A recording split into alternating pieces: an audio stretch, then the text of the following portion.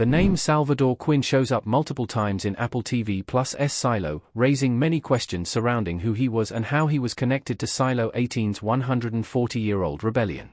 Throughout its runtime, Silo Season 1 dropped many mysteries and intentionally left them unresolved even towards the end of its run. While Silo Season 2 early episodes have answered some underlying questions, it has not shied from raising some of its own puzzling plot threads. For instance, Silo Season 2's Episode 1 added a new character, Solo, to the mix, whose history remains quite ambiguous.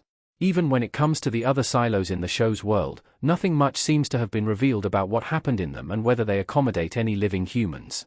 Silo Season 2's Episode 4 also name-drops Salvador Quinn, who seems to be linked with the 140-year-old rebellion that nearly destroyed Silo 18. Silo Season 2's references to Salvador Quinn explained. Salvador Quinn's name has come up several times in the series. Eagle-eyed viewers may have noticed that Salvador Quinn's name first showed up in Silo Season 1. His name was on top of a copy of Silo 18's Mysterious Pact, hinting that he was once among the leading authorities of the underground city. In Silo Season 2's Episode 4, Meadows mentions him moments before she dies after Bernard poisons her. She recalls that Salvador Quinn, the head of IT 140 years ago, wrote a coded letter. Bernard realizes she might have deciphered the letter, which encouraged her to withdraw from her position as his shadow and spend the rest of her life in her apartment.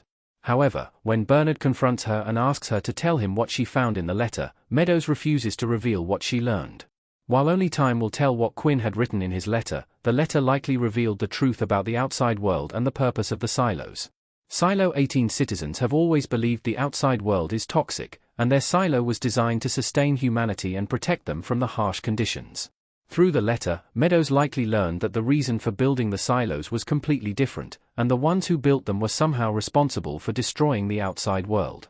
What happened during the silos rebellion from 140 years ago? The rebellion was extinguished by the silos authorities. Custom silo image of Tim Robbins as Bernard Holland, Rebecca Ferguson as Juliet Nichols, and Rashida Jones as Alison Becker. Custom image by Anna Nieves. In Silo's present timeline, the characters only seem to have heard stories about the most recent rebellion, which took place close to 140 years ago. Silo 18 also celebrates Freedom Day, which commemorates how the conformers and the authorities successfully managed to stop the rebels before it was too late.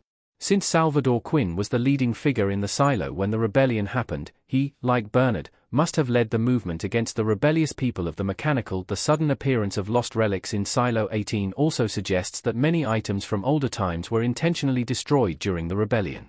However, most details surrounding what happened during the uprising remain unknown because the people from the silo's new generation have no memories of it.